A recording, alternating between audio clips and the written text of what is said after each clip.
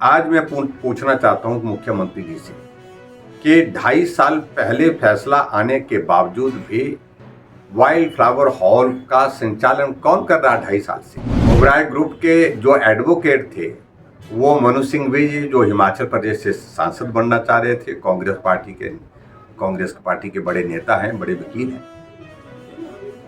उन्होंने सरकार के ऊपर दबाव डाला कि यही चलाएंगे, हम इसकी बिडिंग करेंगे, ग्लोबल टेंडरिंग करेंगे। टेंडरिंग का प्रोसेस शुरू करने से पहले जो उसमें कंडीशन इंसर्ट की गई है उस टेंडर में, हमारी जानकारी के मुताबिक उसमें किसी एक कंपनी विशेष को लाभ देने की योजना प्रदेश सरकार ने बनाई है। वो सारी चीजें बाहर आ जाएंगी धीरे धीरे। मुख्यमंत्री जी कह रहे थे कि हम चलाएंगे, पूरा प्रशासन दौड़ा दिया, पूरे अधिकारी वहां पर दौड़ा दिए कि उसका कब्जा लीजिए। 2.5 साल से आप कब्जा ले नहीं पाए।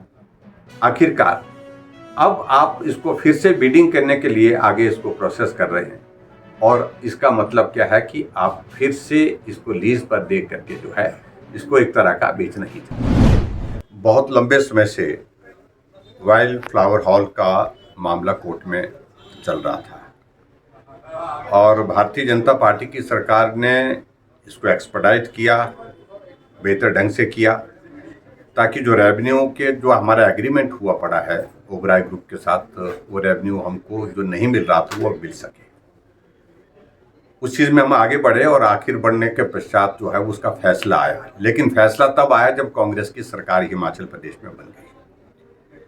और मैं इस बात को लेकर के देख रहा था कि मुख्यमंत्री सुखविंदर सिंह सुक्खू जी इसका बहुत बड़ा श्रेय लिया कि हमने किया। उनको अच्छी तरह से याद होना चाहिए ये केस कब चला था, कौन कौन सरकारों में इस केस को जो है एक्सपेडाइट किया गया, कौन कौन से वकील इसमें जो है गवर्नमेंट की ओर से हायर किए थे इस केस को लड़ने के लिए, ये उनको जानकारी होनी चाहिए। पूर्व की सरकारों ने, सभी सरकारों ने हिमाचल के हित के लिए इस सारे मामले को लेकर के गंभीरता से काम किया, और हमारी सरकार ने, भारतीय जनता पार्टी की सरकार ने इसको मुकाम तक पहुंचाने के लिए पूरा कोशिश की। आखिरकार फैसला जब हुआ, आज मैं पूछना चाहता हूँ मुख्यमंत्री जी से कि 2.5 साल पहले फैसला आने के बावजूद भी वाइल्ड फ्लावर हॉल का संचालन कौन कर रहा है 2.5 साल से? वही ओबराय ग्रुप कर रहा है। क्योंकि ओबराय ग्रुप के जो एडवोकेट थे वो मनु सिंघवी जी, जो हिमाचल प्रदेश से सांसद बनना चाह रहे थे, कांग्रेस पार्टी के बड़े नेता हैं, बड़े वकील हैं। उन्होंने सरकार के ऊपर दबाव डाला कि यही चलाएंगे, और अभी मैं इस बात को लेकर के कह रहा हूं, अब जाकर के फैसला किया कि हम इसकी बिडिंग करेंगे, ग्लोबल टेंडरिंग करेंगे। टेंडरिंग का प्रोसेस शुरू करने से पहले जो उसमें कंडीशन इंसर्ट की गई है उस टेंडर में, हमारी जानकारी के मुताबिक उसमें किसी एक कंपनी विशेष को लाभ देने की योजना प्रदेश सरकार ने बनाई है। वो सारी चीज़ें बाहर आ जाएंगी धीरे धीरे, और जैसे बाहर आएंगी तो उस सारी चीज़ों को लेकर के हम अपनी बात कहेंगे। लेकिन हम एक ही बात कह रहे हैं कि आखिरकार मुख्यमंत्री जी कह रहे थे कि हम चलाएंगे, पूरा प्रशासन दौड़ा दिया, पूरे अधिकारी वहां पर दौड़ा दिए कि उसका कब्जा लीजिए। 2.5 साल से आप कब्जा ले नहीं पाए। आखिरकार अब आप इसको फिर से बिडिंग करने के लिए आगे इसको प्रोसेस कर रहे हैं, और इसका मतलब क्या है कि आप फिर से इसको लीज पर दे करके जो है इसको एक तरह का बेचना ही चाह रहे हैं। और हिमाचल ऑन सेल का जिक्र हम पहले से कर रहे हैं, क्योंकि पालमपुर एग्रीकल्चर यूनिवर्सिटी की ज़मीन को आपने इन्वेस्टर्स को कौड़ी के भाव में बेचने की योजना बनाई, तो वो मामला कोर्ट में फंसा हुआ है।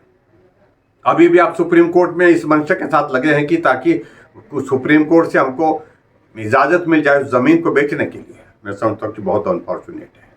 आप बद्दी और नालागढ़ में हिम चंडीगढ़ के लिए बहुत सारी ज़मीन, सरकारी ज़मीन को प्राइवेट बिल्डर्स को देने जा रहे हैं।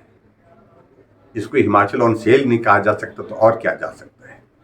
3 बार हिमाचल प्रदेश के इतिहास में वर्तमान कांग्रेस की सरकार के दौरान 118 को डाइल्यूट करने के लिए अगर कदम उठाए तो सिर्फ और सिर्फ सुखविंदर सिंह सुक्खू ने उठाए।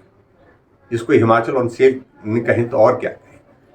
हिमाचल प्रदेश में 18 प्रॉपर्टी एचपीटीडीसी की बेचने के लिए, नीलाम के लिए आपने फैसला कर दिया है। और यहाँ तक के जो बहुत एक प्राइम प्रॉपर्टी जो नई बना करके हमने तैयार की है टूरिज्म डिपार्टमेंट की, जो इसके पास कंडा घाट के पास क्या बोलते हैं उसको, क्यारी बंगलो, क्यारी बंगलो बोलते थे उसको। उस जगह जो बिल्डिंग बनाई है, बहुत बड़ा एक इंफ्रास्ट्रक्चर राउंड पर बनाया है टूरिज्म का, उसको भी आप बेचने की तैयारी कर रहे हैं, उसको भी प्राइवेट सेक्टर में देने की बात कर रहे हैं।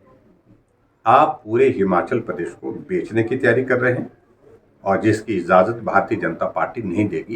ये बड़े साफ शब्दों में हमने पहले भी कहा है और आज भी कह रहे हैं। Thank you.